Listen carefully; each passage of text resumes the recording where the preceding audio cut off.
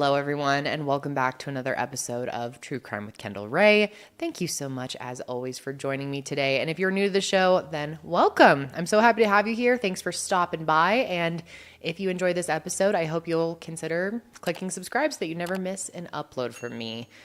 Okay, guys, today we have a case that is just guaranteed to make your blood boil. I mean, oh my God, the rage that has coursed through me while preparing for this episode.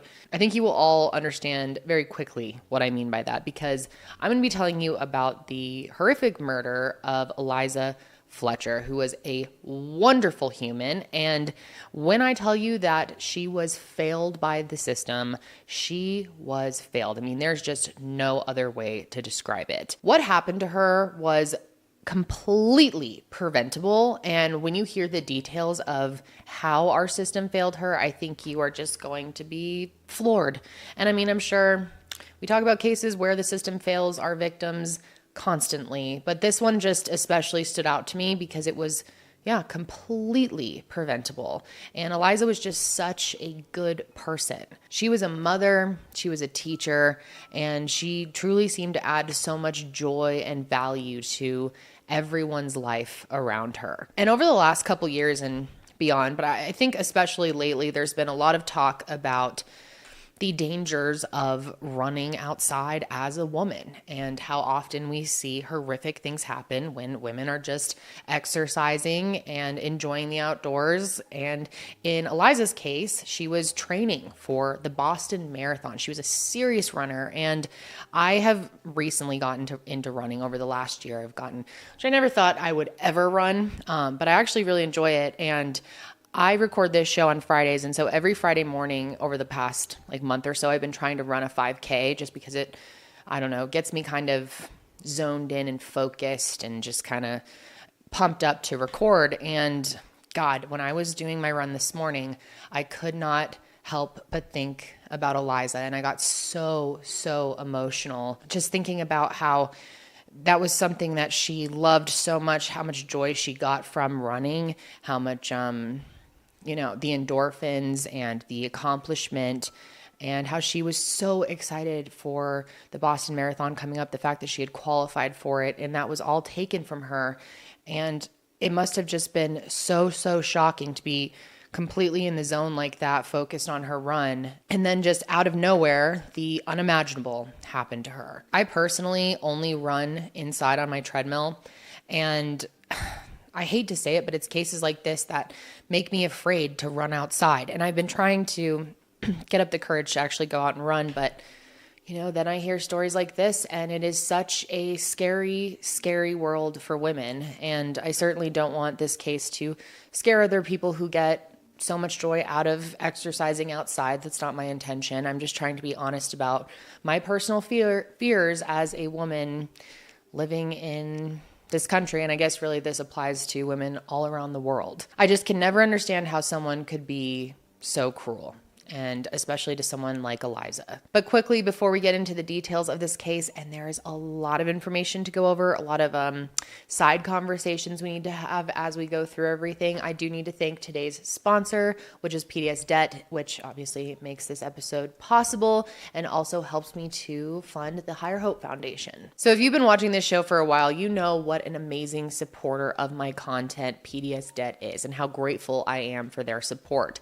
And PDS Debt is a tool that I desperately wish was available for me and my husband years ago. Before we even got married, we were struggling with quite a bit of debt, but luckily it is available for all of you. In fact, just about 2 months ago, I was scrolling through their website looking at their reviews, and I found one from one of you. It's always so great to hear about your positive experiences with the sponsors of this show. And this review came from Jasmine Rae, shout out, another Rae. And she said, I heard about PDS Debt through Kendall Rae, and it came right on time. Robert was very thorough and kind while walking me through the process. Debt can be a really overwhelming thing to conquer, but I'm grateful for this program and Robert's professionalism. And what I really appreciate about PDS Debt is that they have customized options for anyone struggling with credit cards, personal loans, collections, or medical bills, and they understand your specific scenario and needs and will help provide alternative solutions to becoming debt-free. And what's also really great about PDS Debt is there's no minimum credit score required, which is fantastic. They go beyond the numbers to understand your unique financial situation, and they craft a personalized plan that's designed just for you.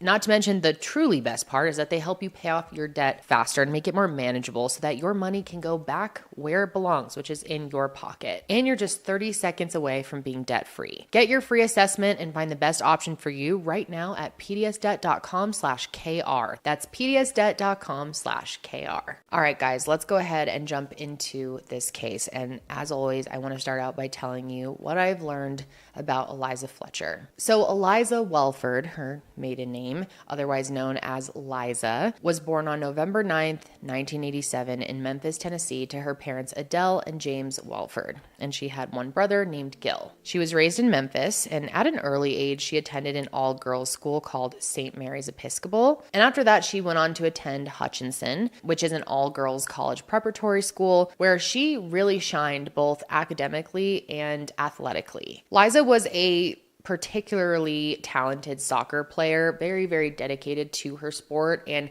after high school, she actually went to play at the University of Memphis. And she was even part of their championship winning team her sophomore year. And I wanted to share a quote from her coach. He said, "It might sound cliche, but she literally always had a smile on her face. Even when I would have to get on her, she still had a smile on her face. That's just who she was. As a soccer player, she was very athletic and had track-like speed. She was just a worker. She always looked at things as the glass being half full, not half empty. Her attitude was infectious." And despite being scouted to play for that university, she ended up transferring to Baylor, where she completed her degree in sports and exercise science. And then she actually went on to get her master's degree in teaching from Belmont University. And after that, she went on to become a kindergarten teacher and a soccer coach at a school called Promise Academy. And then most recently, she had gotten a job as a junior kindergarten teacher at St. Mary's Episcopal, which, if you remember, is the same school where she was a student at all those years ago, which I'm sure was a really full circle moment. And by all accounts, I mean, from everyone, Liza was an incredible teacher who was truly passionate about teaching and about children in general. I mean, she would do whatever she could to get her students excited about what they were learning. And I think we've all had teachers like that over the years. I mean, hopefully at least one teacher in your education who made you feel heard and excited and just supported through your education journey. And it's been said by many that she sort of had this childlike spirit, and that energy, I think, is what made her so good at what she did. She was also super, super patient and kind. And a friend of hers actually said that Liza had taken her own struggles with reading from when she was a kid and used that as an inspiration to help her students. Oh, and I loved this. And I think this really tells you about how passionate she was about education and her students. Her house was actually filled with artwork made by her students. And from everything I've read about her, specifically when it comes to being a teacher, I get the vibe that she was sort of like Miss Honey from Matilda. And if you haven't seen Matilda, you probably don't understand what I mean by that, which you should. Matilda is one of the best movies of all time, in my opinion. But she seemed to just truly care about her students, you know? Even during the pandemic, during the remote learning in 2020, Liza would make videos for her students, including this really sweet one of her singing "This Little Light of Mine," and I just had to play it for you. This little light of mine, I'm gonna let it shine. This little light of mine, I'm gonna let it shine, let it shine, let it shine, let it shine. Miss you girls. Now you need to let the light shine at your house, and I will see you later. But wait 1 second. I heard somebody that you might want to meet. Janie, come here, girl. Come here, Janie. Come here, Janie. Hey, look, girls. This is Janie. And Janie is the girl in our house because there's 2 little boys and a Mr. Fletcher, and so there's just me and And I don't think it'll come as a surprise to hear that her kindness and positivity really extended outside of the classroom too. She just was nice to everybody in her life. And one friend actually described her as a breath of fresh air. And then I loved this. She also described her as a walking smile. Liza seemed to really be able to spread joy in every community that she was part of, and that included her church as well. She was a very active member of Second Presbyterian Church, and it was actually there that she met her husband, Richard. And the senior pastor at their church said that Liza and Richard were both really leaders in the community. And the two of them ended up getting married on March 8th, 2014 in the very church where they had met. Their wedding was even featured in Memphis Magazine, and everything about it seemed really, really cool and beautiful, of course. I mean, both of them really loved outdoors, so their reception was woodland themed, and their cake was decorated with hand-spun sugar in the shape of mushrooms and ferns. And they even hired a local artist to paint on-site portraits of the event, which I feel like is something more people are doing these days. It's really, really cool. And I think in that way they were sort of ahead of their time. And that magazine also reported that Liza's parents happily gave her the wedding that she envisioned, which actually brings me to a point that I want to touch on. And it's something that's reported a lot in this case. And it's not super relevant to the case actually, but Liza was kind of an heiress. I mean, she was an heiress. Her grandfather on her mother's side was Joe Orgill III. And maybe some of you have heard of him, but he was a Memphis businessman and philanthropist as well who founded Orgill, which is a hardware supply company. And today the company is valued at $3.2 billion and employs roughly 5,500 people. It's described as a family-run business and is reportedly the world's largest independently owned hardline distributor. And so, as you can imagine, Liza's family was blessed with a lot of financial privilege. That being said, though, I feel like if you just had met her, you would never really get that vibe from her because she was so down to earth and she wasn't active in the business either. And she was so much more than just an heiress. I mean, instead of going into the family business, or I guess potentially if she wanted to, I imagine she wouldn't have to work, but she wanted to give back to the community in the way that she felt drawn to, which was teaching. I mean, she chose a harder career path. Being a teacher can be very, very difficult, and she wanted to spread joy and light to children. I think that just says so much about who she was, and by all accounts, she absolutely loved her job. One of the moms at the school said that Liza always had a smile and a positive attitude and was just such a good influence on her daughter. And then she became an amazing influence on her own children when she and Richard had their two sons, Richard and Harry. Now, I couldn't pinpoint exactly when they were born, but I do know that they were incredibly young when everything happened. And everyone that has spoken about her publicly said that she was a extremely dedicated and loving mother who was so passionate about being a mother and being there for her children and making sure they had the best lives possible. And I feel like as a kindergarten teacher, it sort of goes without saying, but she was really born to be a mother, it seemed. She was patient and nurturing, and not to mention really, really fun. She and Richard were both very active people, and they really brought that into their parenting style as well. As a family, they would go hiking, boating, biking, play water sports, you name it. And like I mentioned at the beginning of this episode, Liza's passion for being active does play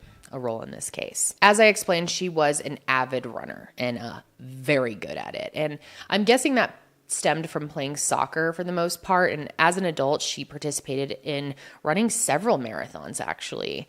This included the Princess Half Marathon at Disney World in February of 2022, which I've heard is a blast, as well as the annual St. Jude's Children's Research Hospital Marathon, where she finished 22nd out of all the women with a time just under 3.5 hours, which absolutely blows my mind. I do not understand how anyone runs a marathon in general, let alone in that time. That's just like insane to me and so inspiring. That's what qualified her for the Boston Marathon, which is definitely not an easy accomplishment. And then something else I learned about Liza that just gave me chills as soon as I read about it is that she was really interested in true crime, and she liked to listen to it while she ran. And she would post about listening to popular shows like Crime Junkie, which I think is the most popular true crime show in the world, pretty sure. And also Tom Brown's Body, which I've never heard about. I'm interested in learning about that potentially. But in 2020, she had actually made a social media post asking for recommendations for for other true crime podcasts. And so I'm sure you guys are already having the same thoughts as me. It's not lost on any of us that just 2 years later, she would devastatingly become the center of her own national crime story. So that brings us to Friday, September 2nd, 2022. 34-year-old Eliza Fletcher left her home at 4 a.m. to go on a run, which is also really impressive to me that she can get up that early and run as much as she did. And I learned also that the reason that she would do it as early as possible is that she could maximize the time with her sons that way. You know, if she could get the run done before they even woke up, then she would have all this extra time with them. But this was part of her Boston Marathon training, and that morning she planned to take her typical 8-mile route. And that route had her running into areas of the University of Memphis campus. So this was very much part of her normal routine and training, especially as she's approaching the Boston Marathon. And it wasn't some crazy secluded area. The thing is, though, Liza never made it home. Now, her husband, Richard, was pretty aware by this point how long it would take her to go for these runs. And so when she didn't make it back, he started to really worry. And by 7:45 a.m., he was already on the phone with police reporting that she had never returned. And I don't get to say this often, unfortunately, and I do have a lot of things to say about this later on. But in this case, the police took her disappearance very seriously immediately, and they jumped into searching for her right away. And thankfully, it actually wasn't long until they found something. It turns out that around 6:45 a.m., a biker who was riding near the college campus came across a cell phone, and the phone was very badly shattered and clearly left behind by someone. And when investigators went to go check it out, they quickly learned that the phone belonged to Liza. And as you can imagine, the fact that it was shattered was a horrible sign. It obviously suggested that something may have happened to her, like maybe a struggle, and the phone was dropped or destroyed as a result. And that wasn't all that they found. They also discovered a water bottle and a pair of men's Champion Slide sandals, all of which were immediately sent off for an expedited DNA test. Meanwhile, there was a heavy police presence going door to door to see if anyone saw or heard anything. And can you imagine if all crimes were treated this seriously right off the bat, how many cases that we cover here and just cases in general would be solved, cases that aren't solved or have taken forever to solve. It would be a much different story if they were all treated the way that Liza's case was. Because when you hear how quickly they were able to solve this case, it really makes you realize the power of an active and effective investigation that happens with urgency. Because listen to this. Investigators ended up very quickly getting access to surveillance footage from a nearby camera, and through that, they were able to see what happened to her. And that's another note. So often in the cases that we cover here, the surveillance cameras just aren't working or aren't turned on or whatever bullshit may be in that specific case. But thankfully, in this case, they were working and they were able to figure it out very quickly. Now, the entire footage was not released to the public, thankfully, and even if it was, I'd obviously never show it to you, but here's a description of it so you can get an idea. At 4:20 a.m., just 20 minutes after leaving her home, Liza was captured jogging along Central Avenue near the intersection of Zach Curlin Street. And this is when a dark-colored 2013 GMC Terrain drives past her, pulls over, and waits for Liza to run by. And when she does, a man gets out of the car and starts running towards her. Then they say there was a brief struggle between the two of them before Liza was ultimately overpowered and forced into the car. And then sources also say that this man then parked for about 4 minutes with Liza in the car before taking off. And while we don't know exactly what happened in those 4 minutes, all I can say is it was nothing short of evil, and I cannot imagine how terrified and confused she must have been. And whoever it was, and luckily we do know who it was, they definitely planned to do this. It turns out that that same car was also spotted on surveillance driving around the area about 24 minutes before the abduction. He was even spotted passing Liza at one point, meaning that he was seeking someone out, sort of hunting. And get this, all of this information was discovered by 9 a.m., which blew my mind. That, just to give you some perspective here, is a little over an hour after Richard had reported her missing. So by 9 a.m., the Memphis PD was already issuing a city watch and released photos of Liza, as well as photos of that GMC Terrain, which local media was very quick to share. They didn't have a super clear image of the car. They couldn't even see the full license plate number, but they could see that it had a broken taillight, which made it a bit easier to distinguish from other cars. And then around that same time, an alert was sent out to students informing them that an abduction had taken place near campus. And apparently, in the last few weeks, there had been reports of someone who was harassing members of the women's cross-country team. So there was obviously fear that they could be related, but they did announce in a news briefing that it wasn't connected. And then another thing that was really surprising to me, and I wish would happen in all cases where they need the extra support, multiple law enforcement agencies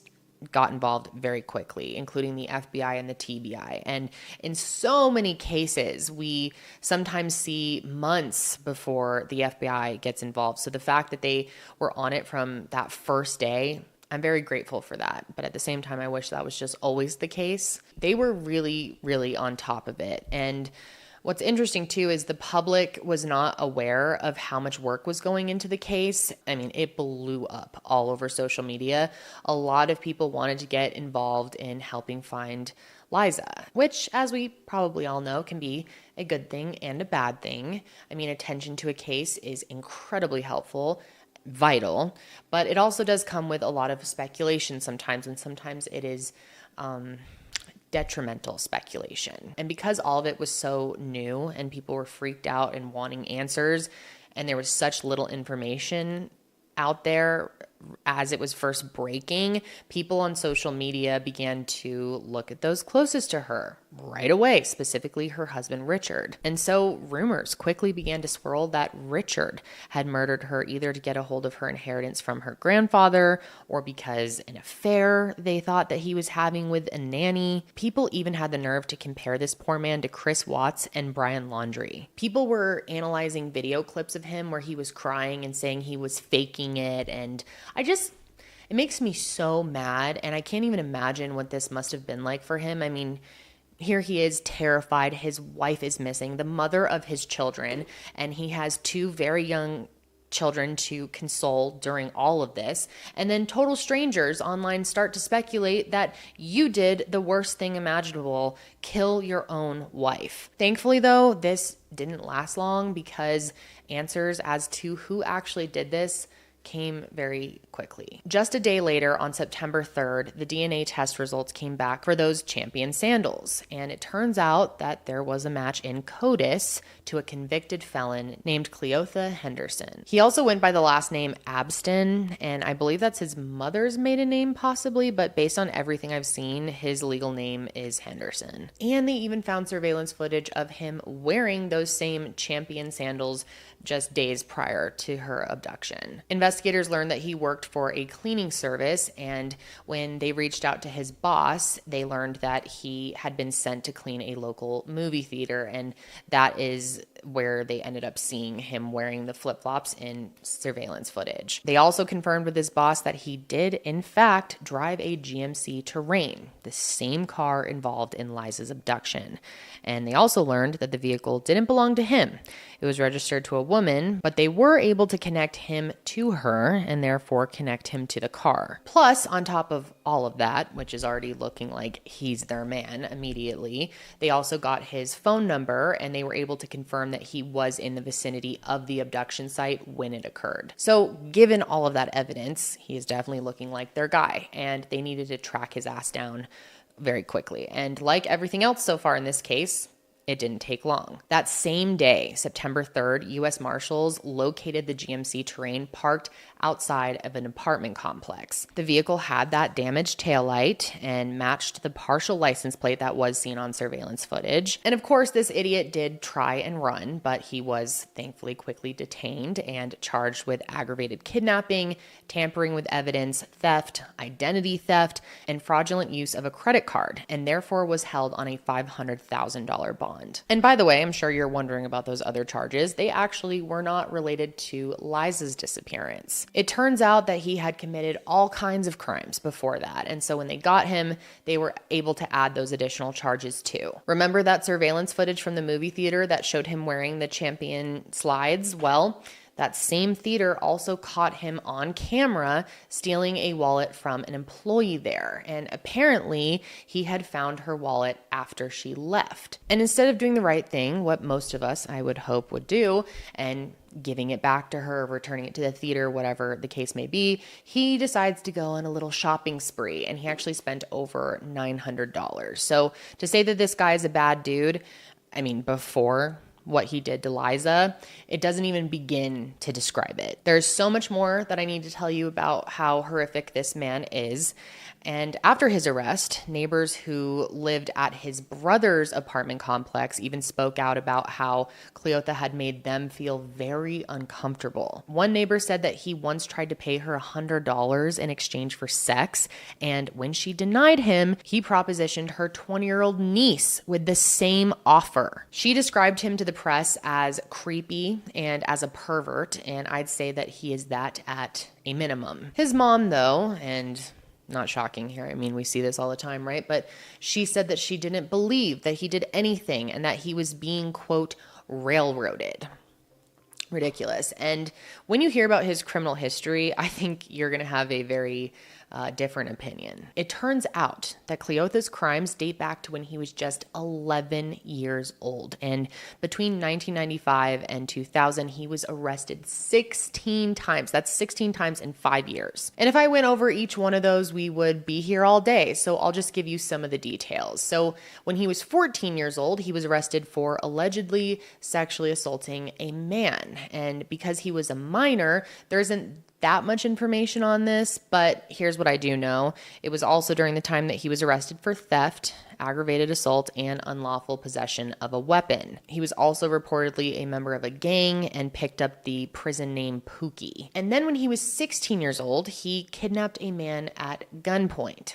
Get this. On May 24th, 2000, Cleotha and his friend approached a Memphis attorney named Kemper Durand while he was in his vehicle. Then they forced him into the trunk of his own car at gunpoint and drove around with him for several hours. After that, they get him out of the trunk and then drove him to a gas station to withdraw money from an ATM. And thankfully, though, while they were there, Kemper was able to scream for help. And despite them fleeing the scene, they were later found and arrested. Cleotha did end up pleading guilty, but in all honesty, I don't think he had any remorse, and I know that's how Kemper felt. He actually told authorities that while in the trunk of the car, he could hear Cleotha's friend pleading with him to let him go, but Cleotha refused. And in his victim impact statement, he said, quote, "It is quite likely that I would have been killed had I not escaped." And I completely agree with him. I think he was very, very lucky to be able to get away.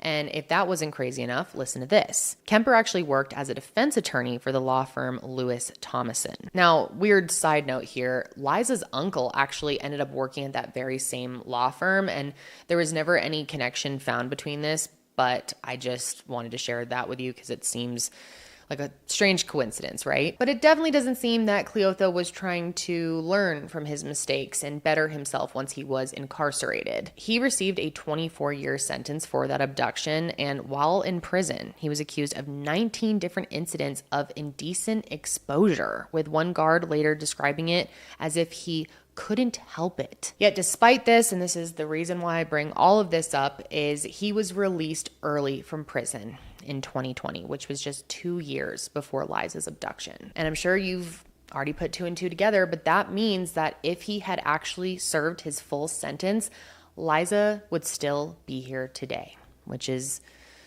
infuriating to think about. But let's jump back into the timeline because I've definitely veered off here a little, and there will be several times where I need to do this in this episode to explain everything fully, but we still have a lot to go over. So even though Cleotha was arrested, what exactly happened to Liza was still a mystery because he, no surprise here, refused to talk and wouldn't give any information as to where she was. So everyone, including her family, was just desperate for answers on how to find her. And on the day of his arrest, they actually made a statement and offered a $50,000 reward for information leading to her safe return.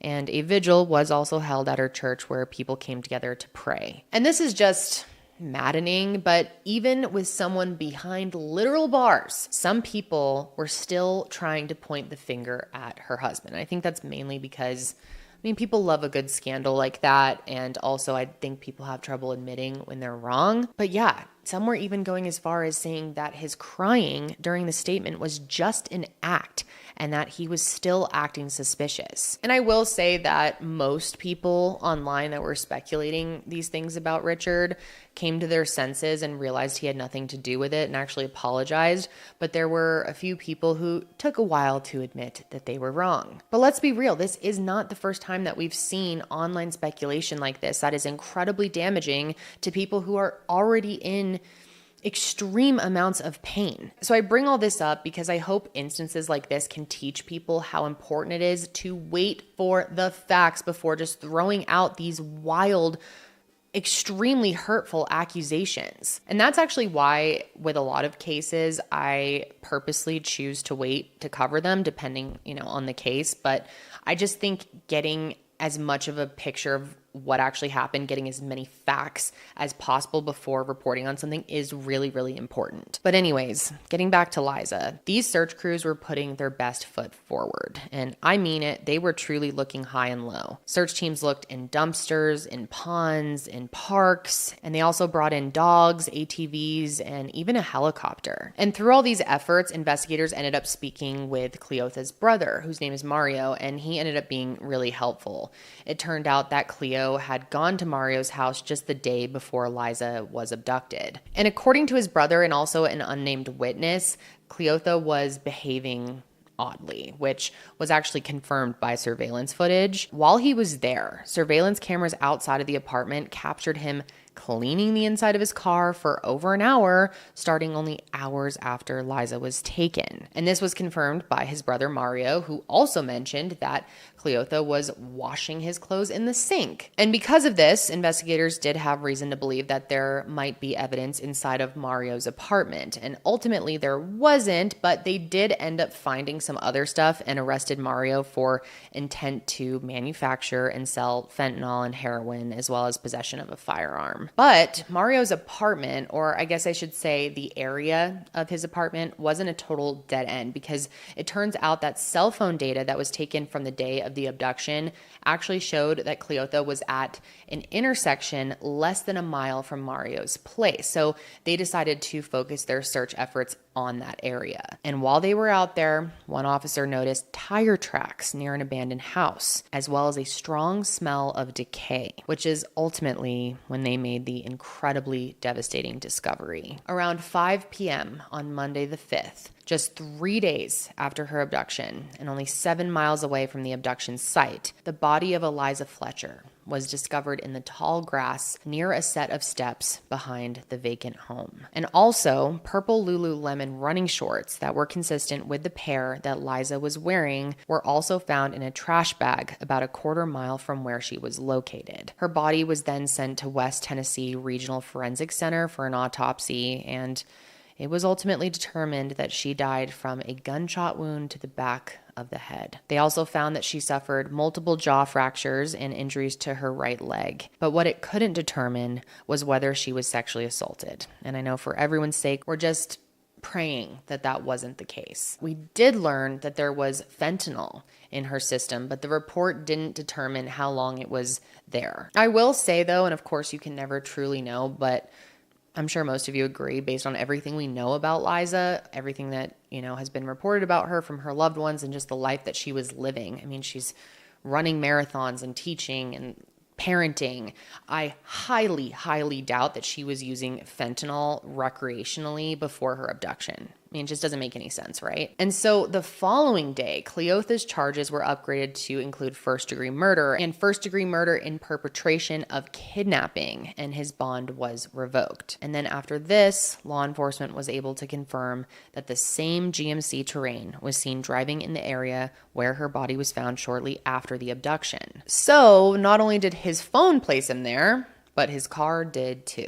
And as you can imagine, when the news broke on the 6th, everyone was absolutely devastated. I mean, obviously her family, but the community as a whole. I mean, you never want to believe the worst in any situation, but the worst truly came true here. The community was just broken, but they really tried to keep Eliza's light shining throughout it all. And the faculty and staff of her school had started their day in the chapel by lighting candles in her honor, which I thought was really beautiful. And they also offered counseling and chaplain support to any of the students who needed it, which I imagine a lot of them probably did, especially considering what a beloved teacher she was. The entire school also honored her by reading The Boy, the Mole, the Fox, and the Horse by Charlie McKessie. And they used an excerpt of the book in their official statement on Liza, saying, quote, "We don't know about tomorrow," said the horse.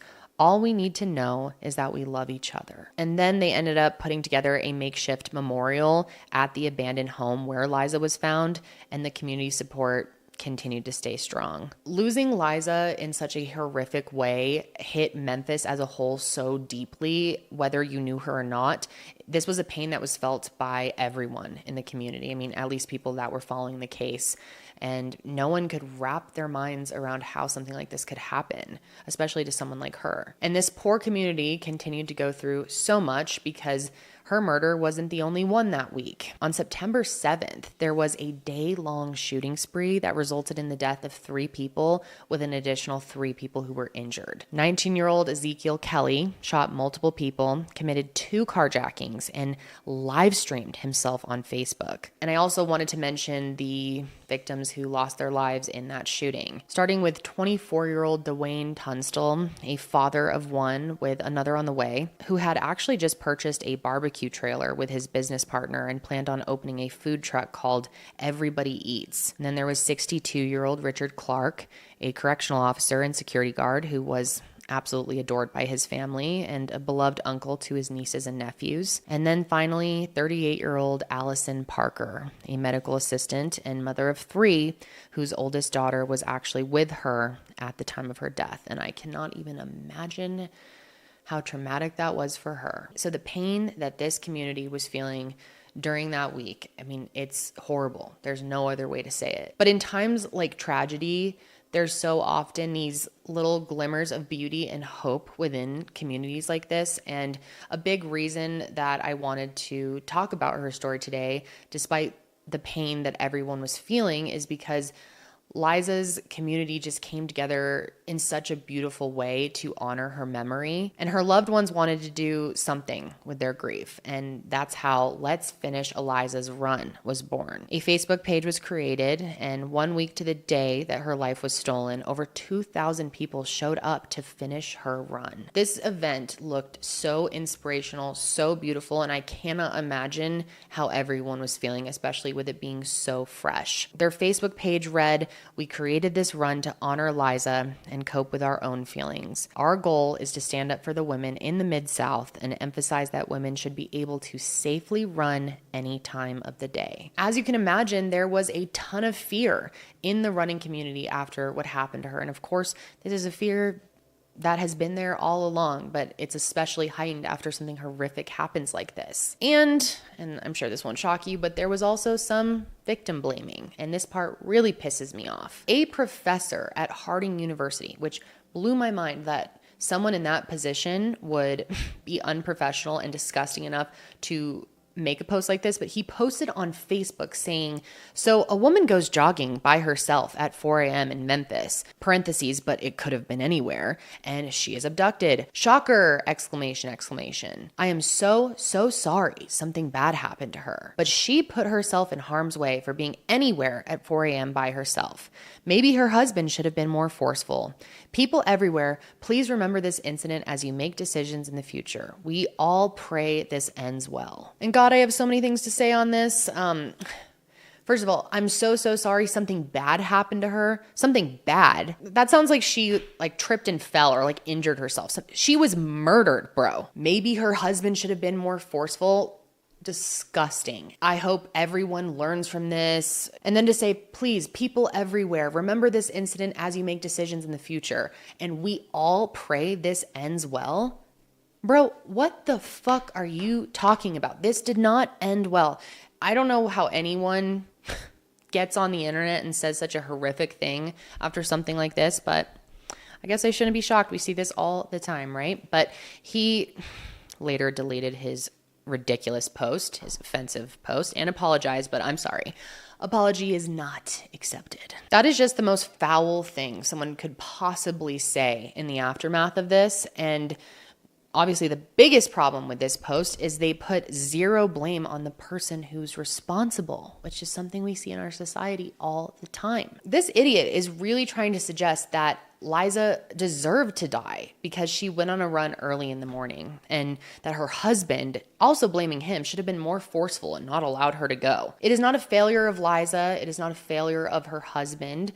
It is a failure of the killer and of society as a whole for the way that we raise men, in my opinion. And people who participated in Let's Finish Eliza's Run definitely wanted that to be known. So at 4:20 a.m. on September 9th, people gathered to run 8.2 miles, the distance that Liza was planning to run the day that she was killed. Memphis PD helped by blocking traffic on Central Avenue to keep the runners safe, and they took the path where she had planned to go. And I love this, but so many people stopped along the way, leaving flowers or pausing to pay respects. And one of the runners there actually said that she felt the safest part of the run was when they got to the University of Memphis campus, and was just struck in that moment by how Liza could have been abducted in this area. And it wasn't just the runners who came out to show their support. It was also just people in the community, tons of people who lined the running path. They cheered on the runners, held candles, and sang "This Little Light of Mine," the song that Liza was singing in that video I played for you earlier. And a few of the reporters who were there that day said that they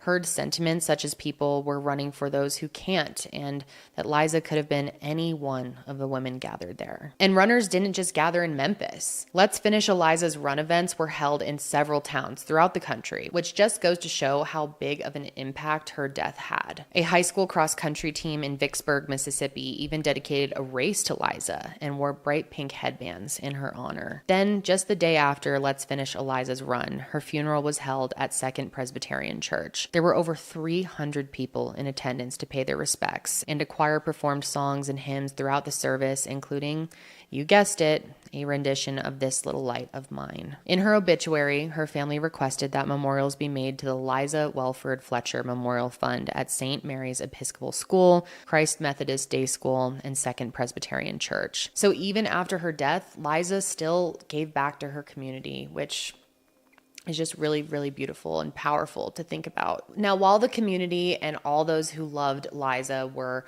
mourning this horrible loss, another brave victim came forward, and I wanted to share more of my thoughts about how quickly police moved in this investigation, but I had those thoughts earlier, but I wanted to wait until we got to this section of the episode before really diving into that. So it turns out that just a year before Liza was killed, another woman named Alicia Franklin accused Cleotha of raping her. And I think it's very important that we include this, that we talk about this, but I do want to warn you, it's extremely upsetting. So what happened was Alicia was on the dating app Plenty of Fish, and that's where she matched with a guy named Cleo. She says that they chatted for a bit, and then they made plans to briefly meet at an apartment complex where he said he was a maintenance worker before getting dinner at Olive Garden. However, when Alicia got to the apartment, she said it looked like it was vacant. Well, it turns out he didn't actually work at this apartment complex, but he actually lived there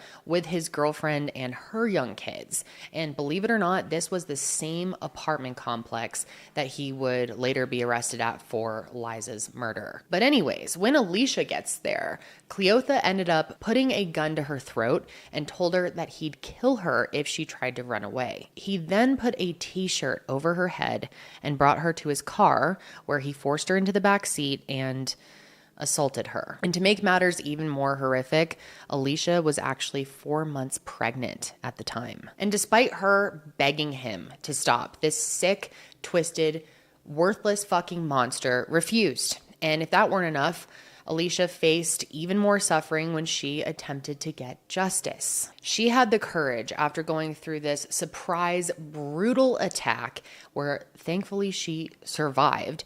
I mean, I feel like it could have been even worse, but she went to the hospital, drove herself there, and was treated there, and also received a sexual assault kit. And I'm very, very proud of her and glad that she did that, because it's not easy to do after going through something as traumatic as that. But she also spoke to authorities and was able to provide a detailed description of what had happened to her. She shared his name, the dating profile, phone number, described his car, and the location of the crime scene. She even left the hospital with authorities and took them right to the apartment complex, yet the officers took no physical evidence from the scene. The police did do a photo lineup with her, but the photo they used was over 10 years old, so she wasn't able to identify him. And they did tell her that they were going to do another photo lineup with a more updated photo, but surprise, surprise, they just never did. And even though she did everything right here and supplied them with everything they could possibly need to get her justice, I mean, this should have been a slam dunk, right?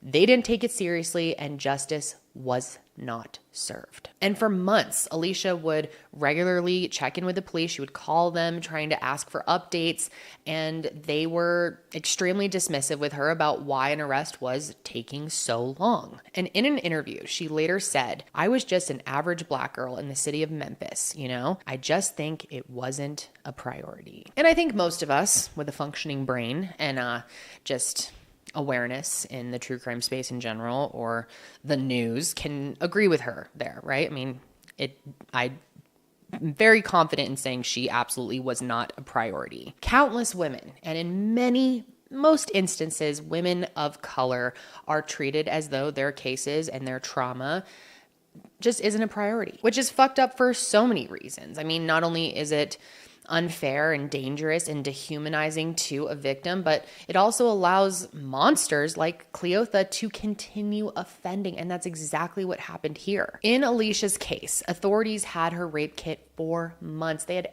everything they needed. And had they tested it in just a reasonable amount of time, they would have been able to have the proof that they needed to arrest Cleotha. But instead, and this is going to enrage you, but that kit just sat in storage for 10 months. I mean, there's just no possible excuse for that. They did finally test it in June of 2022, but the official results weren't returned until September 5th. And if you haven't already put two and two together, that is 3 days after Liza was killed. Just imagine if they had tested it as fast as they tested that champion sandal. Liza would still be here, and Cleotha would have been in jail before any of this could have ever happened. And I know there are some people that will try to make excuses and defend law enforcement and whatever. I really don't understand why anyone would do that, because you just cannot ignore the reality that here we have one case where a missing white woman gets immediate attention of local and federal authorities. And in that instance, DNA gets processed in 24 hours, which is fantastic, should happen all the time. And then in the other case, we have a Black woman who can provide explicit details of her assault with proof of what happened to her. And it took months before anything was done about it. And I want to be so clear here that Liza absolutely deserved every ounce of the effort that was poured into her case. And I wish all cases could get the same attention and urgency. But Alicia deserved that same attention and urgency, and she didn't even get a fraction of that. It wasn't until September 9th of 2022 that he was finally charged with aggravated rape and aggravated kidnapping related to what happened to her. It just makes me sick that she had to go through all of that, and at the end of the day, even though she did do everything right, how grossly mishandled her case was. And unfortunately, it just gets worse. So Alicia, and I'm damn proud of her for this, ended up bringing a lawsuit against the city of Memphis, which basically accused them of negligence, which I hope we can all agree absolutely applies here. But what's infuriating is the city filed to dismiss the suit, saying they, quote, did not owe a duty to Miss Franklin to investigate her rape. They actually said that. That's right. You heard that right. They also said that imposing this general duty to investigate by the courts would infringe upon the Memphis police's constitutional rights to direct the use of limited police resources. And as much as I have tried to understand what they were trying to say in that statement. I don't know what the fuck any of that means. And what makes it even worse is the judge agreed.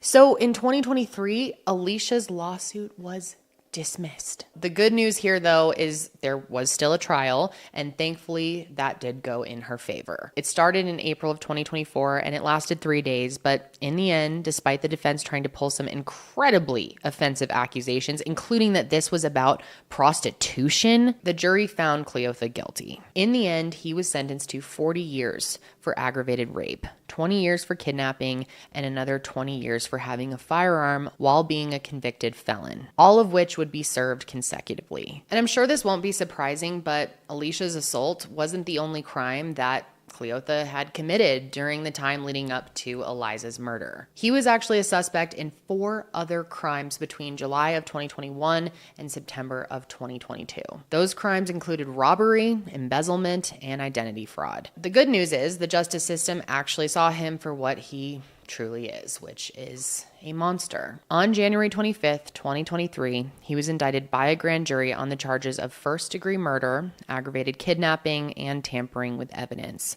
And on February 3rd, he pleaded not guilty. His trial was originally set for the end of 2024, but that ended up changing when the DA announced that they were going to seek the death penalty. But ironically, Mr. Bad and Brave over here didn't want to die, so he did end up changing his plea to guilty. That way, he would get life in prison instead of facing the death penalty, and Liza's family was actually supportive of this agreement. So ultimately, in October of 2024, Cleotha officially pleaded guilty to her murder and was sentenced to life in prison without the possibility of parole. And during the hearing, he reportedly kept his head down and remained expressionless, emotionless, which doesn't really surprise me because he's a little bitch. But it breaks my heart for Liza's family that he couldn't even offer any ounce of remorse or emotion or feelings. I mean, the dude is straight up evil. Now, as for Liza's family, they were in court for every hearing on the case, and I wanted to read a statement that they released about Cleotha through the DA. It states, "We have no idea what happened to you to turn you into someone so filled with a desire to hurt people.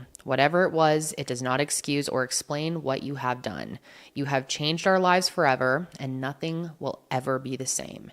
You murdered Liza, even though she did nothing to deserve it. She did not hurt you. In fact, she would have been the first to help if you needed it." Which that last part is so powerful, and I couldn't agree more. I mean, based on everything I know about Liza, I absolutely think she would have been the first to help him if he ever needed it. And as much as I hate to say it, this situation isn't that unique, and I'm sure many of you know that. I mean, in the years leading up to Liza's murder, there were many similar incidents. And just to name a few of them, in 2018, Wendy Martinez was fatally stabbed 7 times on a jog in the Washington, D.C. area, and Molly Tibbetts was abducted and murdered while out running in Brooklyn, Iowa. Then in 2020, Sydney Sutherland was abducted and murdered while out for a run in Jackson County, Arkansas. And of course, this doesn't just happen to female runners. In 2020, a case I'm sure most of you hopefully are familiar with, Ahmaud Arbery was horrifically murdered in a racially motivated crime while out for a jog in Georgia. And just listen to these stats. In 2023, the company Adidas conducted a survey of 9,000 runners about running safety. And in that survey, 38% of those who identified as female say they have experienced physical or verbal abuse while out on a run. In a 2019 survey conducted by the nonprofit Stop Street Harassment, found that 68% of women have reported being harassed in public spaces like streets, trails, and parks. And a 2021 study conducted by Runner's World showed that female runners have had to take action by changing their habits out of fear of what could happen to them. Among the results, 47% of respondents say that they run with their phones. 15% say they run in baggy clothes to avoid unwanted attention, and 37% say they limit their runs to only daylight hours. And of course, if you're a runner, I'm not saying this to scare you, and I don't know. It's such a difficult thing because I wish the world was so different. I think it's important to be aware if you're going to run outside and practice running outdoors as safely as you can. And as someone who covers these cases all the time and just knows a lot about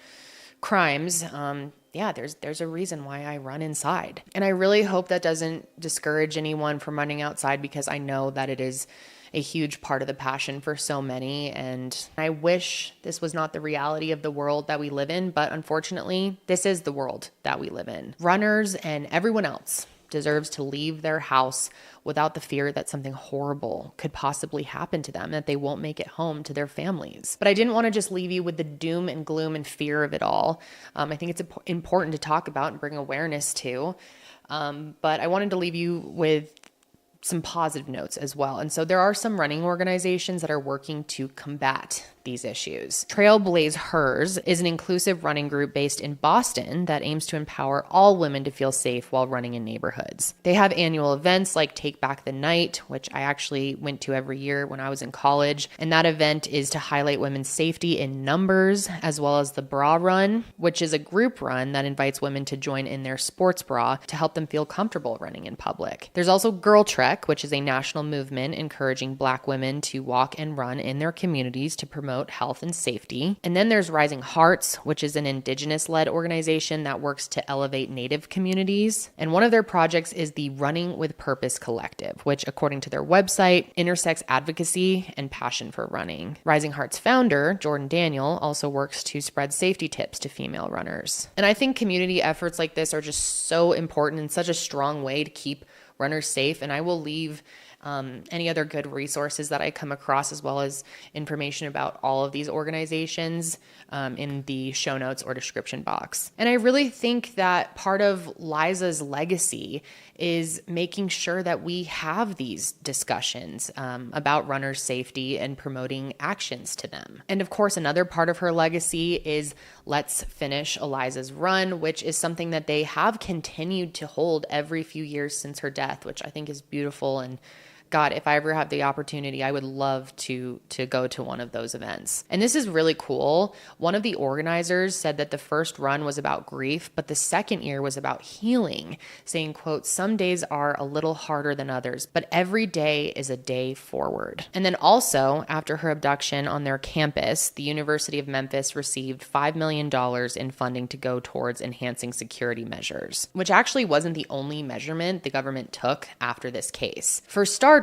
a newly elected Shelby County commissioner started a campaign called Shine Blight. And yes, that's Shine Blight, not bright. And they aim to organize and clean neglected lawns similar to the abandoned lot where Liza was found. This project cost about $100,000 and aimed to enhance an area of Memphis which has long been neglected. And you may have already figured this out, but the reason they named it Shine Blight was actually a nod to the song This Little Light of Mine. And they used blight instead of bright because the project was specifically for blighted homes, which just means deteriorated. And another thing that Liza's case did, and Alicia's, was shine light on the problem with untested rape kits. A few weeks after Liza's murder, Tennessee Governor Bill Lee and other legislative leaders announced that they were going to fast track more money to hire 25 additional forensic lab workers throughout the state. And after pressure from lawmakers and detectives, the TBI announced that it planned to hire 50 more forensic employees. They also planned to offer overtime to their lab workers, keep labs open on the weekends, which is huge,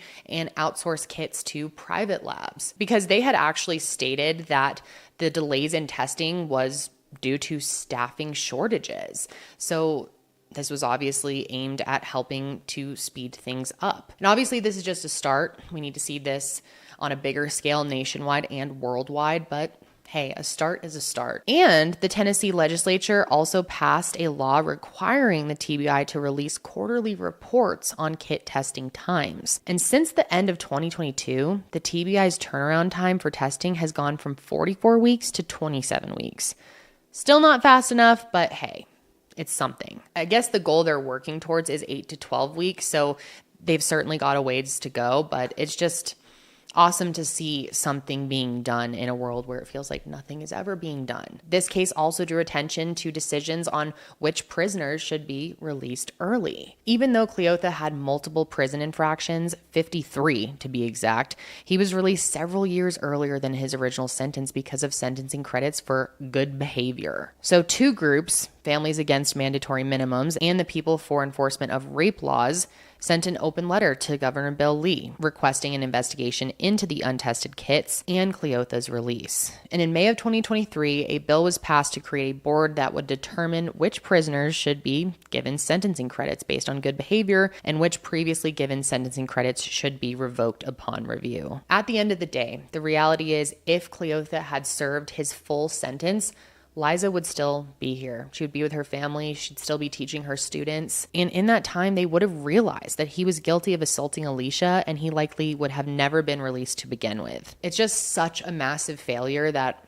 I'll truly never understand. But it's just so important that we continue to carry on Liza's legacy, which the Memphis community certainly has been doing so beautifully. In 2023, Liza's alma mater, the Hutchinson School, awarded the inaugural Liza Welford Fletcher No. 5 award. Rather than retiring the number she had when she played on the soccer team, they are now awarding her number to a junior player at the end of the season to wear during their senior year, which I thought was so special. The school said it's awarded to a player who emulates the ideals of Hutchinson athletics that Liza so beautifully demonstrated. In addition to striving for athletic excellence, she will demonstrate the kind of character, integrity, and leadership that Liza personified. And I know I've mentioned a lot already, but I had to mention this too. Another really cool thing that is being done is that the University of Memphis announced that it would be building a new soccer and track field complex that would be dedicated to Liza and named the Liza Welford Fletcher Stadium. It's going to be a state-of-the-art facility for the university's men and women's soccer and also track and field teams. It's going to roll out in several phases, and phase 1 is estimated to cost $7 million. And I'm definitely going to link the page below so that you guys can check it out for yourself because it's really cool what they're going to do. But St. Mary's Episcopal School also wanted to build something in her memory. So last year, very recently, they announced that they're going to be building a new library called Liza's Library. They plan to create a tree design in the space, which is such a cool way to honor her love for the outdoors. And I know this has been a long episode, and I think it's been full of a lot of really important information. So thank you to the real ones out there who stayed through the entire thing. But before I go, I wanted to end by sharing parts of a statement that her family once made. Liza meant so much to so many, and her smile radiated happiness, energy, and comfort. Her husband, her children, her parents, her brother, the rest of her family, her friends, her students, her school families, her fellow teachers, her church community, and so many others were moved by countless examples of her faith, kindness, and compassion. This entire case just really got to me. I mean, every single element of it, and Alicia's story too. I mean, these completely random and senseless acts of violence are so hard to wrap your mind around. And I mean, every case I cover, I feel this way, it's always hard to wrap your mind around this type of violence and evil that exists among us. And it's very scary, but there was something about Liza's story that really sort of broke me. Her light really did just seem to shine so bright, which going back to this little light of mine, I mean, she certainly had, I don't know if she had a little light. I feel like she had a really, really big light. And I'm so glad so many people got to bask in that light. I just really think the world needs more people like her, especially needs more teachers like her. And it's so devastating and so unnecessary. She was so kind, so well-intentioned, and really cared about the future generation. And it's a loss that is so hard to recover from. And my heart just truly, truly goes out to everyone who knew her and loved her and has to live the rest of their lives without her light. It's so heartbreaking. But that is going to be it for me today, you guys. I definitely want to hear your thoughts on this case and everything that we talked about today. Especially, I want to hear from those of you who are runners and how these cases make you feel, or any tips that you have. And I hope it didn't scare anyone, the things I was talking about. I'm certainly not trying to, make anyone's fear worse. And I really do want to gather the bravery to run outside myself, because it does look awesome. And I know there was a reason that Liza loved doing it so much. But yeah, it's a scary world we live in, man. That's all I'll say. But yeah, that's going to be it for me today, guys. And I'll be back next week to discuss another case. And until then, stay safe out there.